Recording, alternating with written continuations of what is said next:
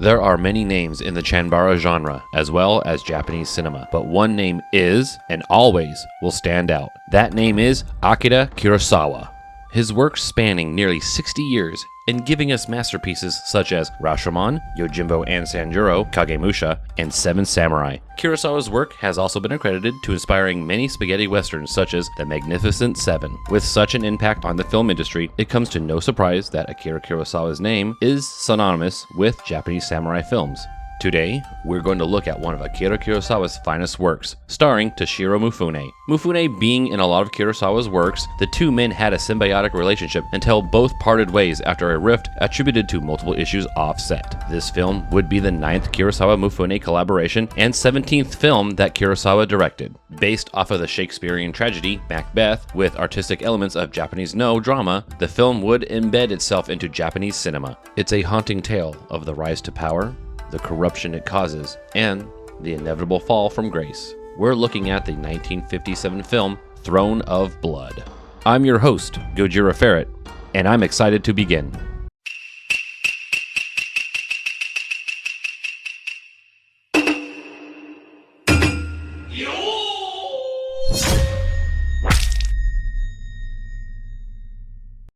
As stated before, Throne of Blood would be based on the tragedy Macbeth by William Shakespeare. It would see production by director Akira Kurosawa, Sojiro Motoki, with backing by Toho Co. Limited. Kurosawa would write the screenplay along with Shinobu Hashimoto, who was credited with Rashomon and Seven Samurai. Other names in the screenplay would include Ryuzu Kikushima and Hideo Oguni. The role of cinematography would go to Seven Samurai and Ran's very own Asakusa Nakai. And a familiar name of this channel would handle the musical score, Masaru Sato. Special effects would play a large role in this film and would be headed by Eiji Tsuburaya. Throne of Blood would be one of the 3 films produced by Kurosawa for Toho, with him originally hiring Godzilla director Ishiro Honda. Eventually, Honda would be replaced with Kurosawa himself.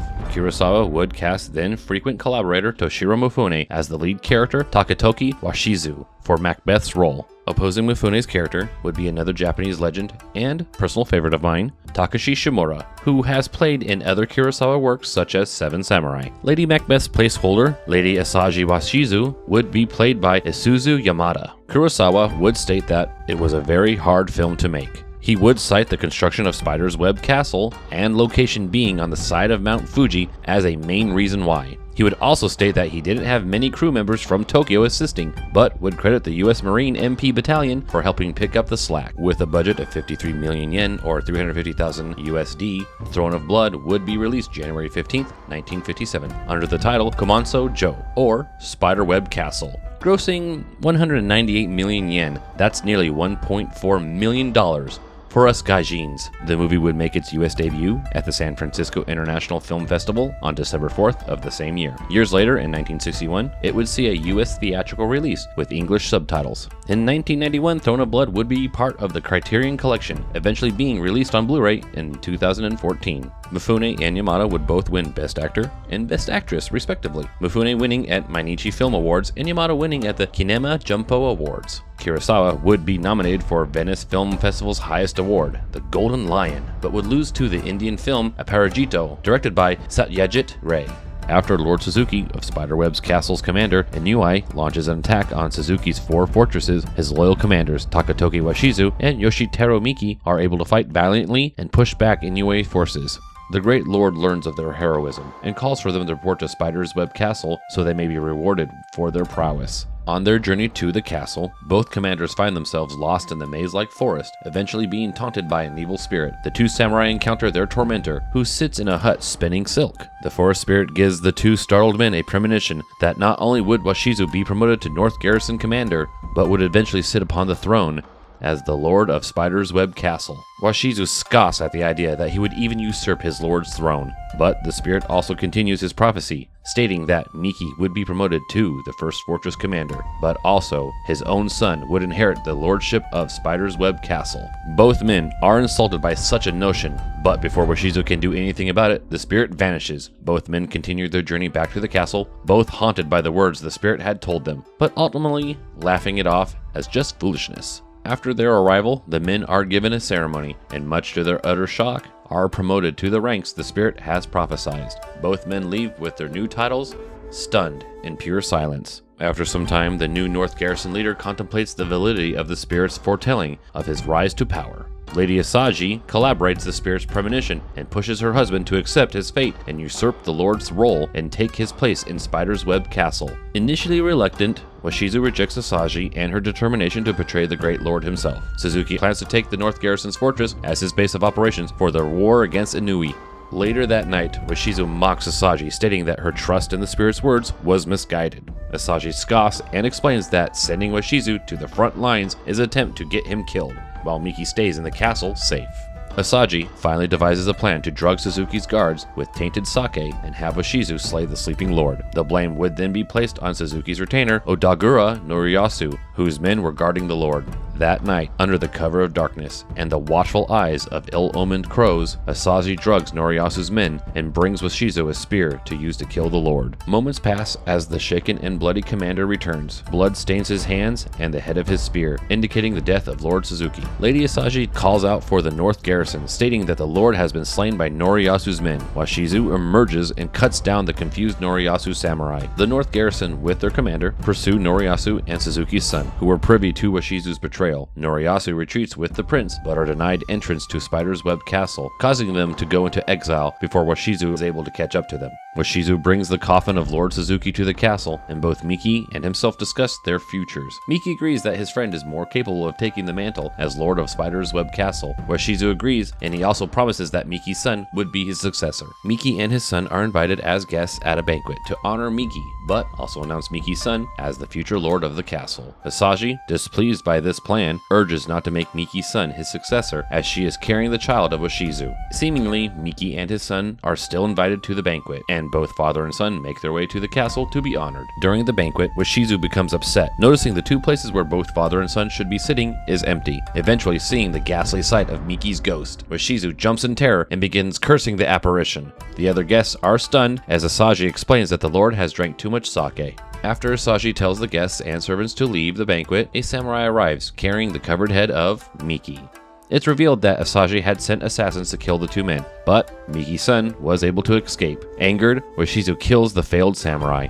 Time passes as rumblings amongst the retainers of Spider's Web Castle grow. Rumor spreads that Noriyasu, Suzuki's son, and Miki's son have joined forces with Inui's army and plan to launch an offensive against the castle. Ill omens haunt the castle as messenger after messenger arrive, with word that Inui's forces are raiding fortresses after fortresses, making their way towards the castle itself. Washizu calls upon his commanders, whose morale is obviously crushed and are berated by the angered lord. Washizu rushes back to the forest in an attempt to receive a premonition of his fight against Inui's forces. The spirit mocks Washizu, but tells him, until the trees rise against the castle, that he would not face defeat. Relieved, Washizu determines that he will be victorious, as trees cannot attack the castle. Before he returns to the castle, the evil spirit forewarns the lord that he is traveling the path of blood, and if he is to follow it, that he should bring upon as much death and destruction as he can. Washizu obliges the spirit, and filled with resolve, returns to the castle. The lord watches as Inui's forces, now led by Noriyasu, are setting up camp on the tree line. Washizu rallies his men and gives them the news that his victory was foretold by a forest spirit, and that, as long as the trees do not rise up against them, the victory is assured. Later that night, the castle is plagued by ill omens, as the lord is told that his newborn child was stillborn. Asagi, driven mad by the ordeal, is constantly washing her hand of blood that is not actually there, an obvious punishment for her part in the events of the film. Washizu hears commotion outside as his forces become uneasy and begin retreating.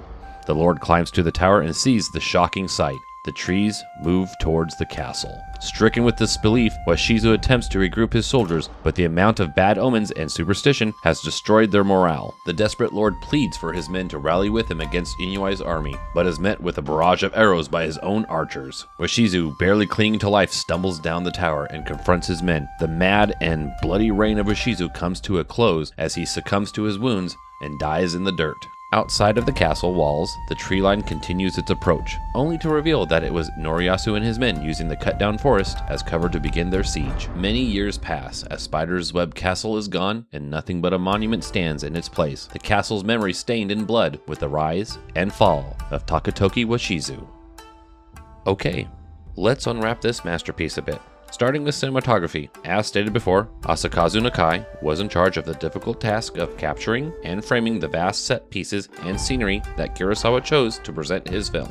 Shots are timed well, and it seems like they had a godlike control over the fog, which made shots where they needed to convey haunting imagery even better. Speaking of haunting imagery, the set pieces used for the spirit's dwelling and surrounding bog was eerie, and Nakai's ability to encapsulate the twisting fog and cursed lighting made it better. One thing I praise Nakai for is his ability to show a lot without too much in this film by using the fog. The scene with the forest moving was enough to trick the viewer into thinking the forest was actually moving. The tale of Washizu's rise and fall is a dark and unsettling one, and the use of uncomfortable angles with period-tight close-ups to give the viewer a claustrophobic feeling, effectively sharing the discomfort the character on screen is experiencing. This is some of the best cinematography I've seen used in a film.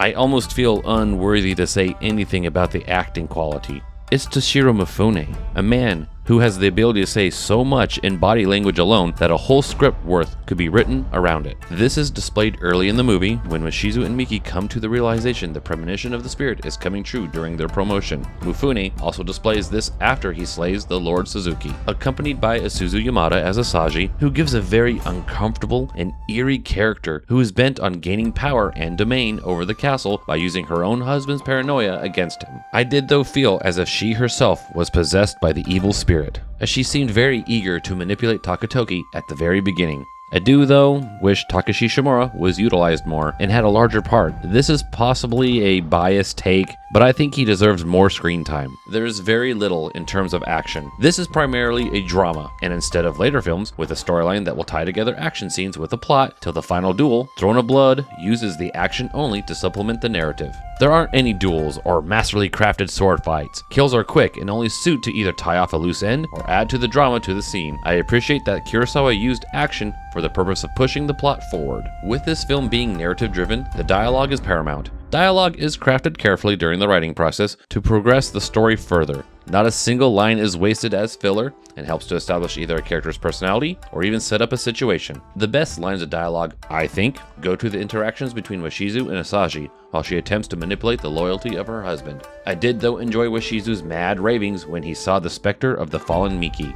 To complement the eerie and haunting feeling vibe that Throne of Blood presents, Masaru Sato gives a chilling performance. Throne of Blood wouldn't feel as uneasy nor give us the feeling that there was something out there watching and pulling the strings of Washizu's fate without the score. Note after note is filled with the spine-chilling sensation that make you feel that there's constantly something supernatural among the characters. This is probably an element taken from Japanese no dramas. What I appreciate is how unique the score is and how it ties into the unsettling ambiance. What is my conclusion? This is one of Kurosawa's best masterworks. The era of Kurosawa-Mifune is a golden era of Japanese cinema, and Throne of Blood is right there as one of the monuments of this era. It's a well-crafted and multi-layered narrative, spun from the same silk as one of Shakespeare's best dramas, a competent cast led by one of Japan's greatest directors, scored by a talented composer. Cinematography captured each moment in its fullest, not letting anyone miss a well-timed moment. I can easily say and recommend this film to anyone, even people who aren't fans of Japanese cinema, as this is a cornerstone of not just Japanese, but also Western cinema. Its legacy and influence will live on in cinema for ages. We have come to the end of our review, and if you made it this far, I'm glad you joined me. If you are new to this channel, welcome, and if you enjoyed my analysis of Akira Kurosawa's Throne of Blood, please give it a like and comment down below your thoughts on the film. If you'd like to see more reviews and stay up to date with content, feel free to give Samurai Cinema a subscribe. This was Throne of Blood, and I'm GojiraFerret. Thank you for watching.